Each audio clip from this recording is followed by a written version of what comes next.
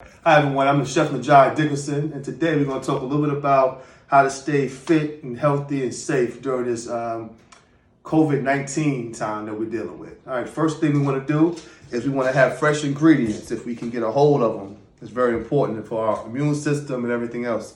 But we also got to think about food safety. So the first thing, we have cilantro. We're going to use cilantro here. It's great for digestion.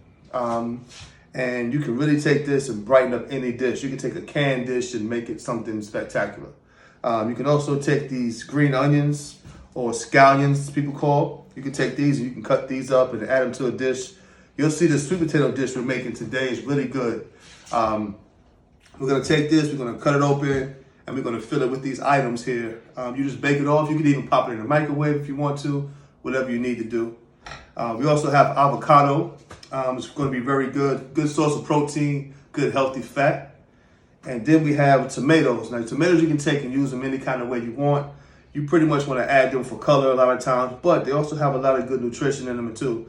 And Chef Walter will talk about that some more a little later on. I want to go ahead and prep a little bit of this just so you kind of so you know how to deal with it with your knife skills. Okay. We're going to take these tops off, and first thing we want to do is just make sure we have a nice sharp knife, okay? Having a nice sharp knife is going to be very important. I would like to take full credit for this, but this knife is really sharp, and you definitely want to make sure you have that in your arsenal. All right, so we take these and cut these up nice. Now, when dealing with tomatoes, so when you go to the store and you purchase a tomato, you definitely want to go. You want to, make sure it kind of has a little bit of firmness, but not too mushy.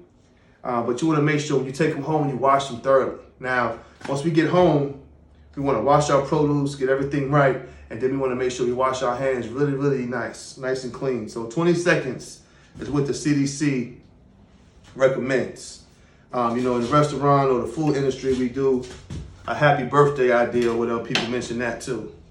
Same thing here. When you get your scallion or your green onion, they can have a lot of dirt on these, and you want to make sure you wash these under water first before you prep them. Get them really clean, okay? Knife skills we won't spend too much time on, but it helps if you have some. The main thing is keeping your fingers away from the knife and taking your time, okay? Because you can have really nice cuts from that. All right, so we'll kind of add those a little bit later.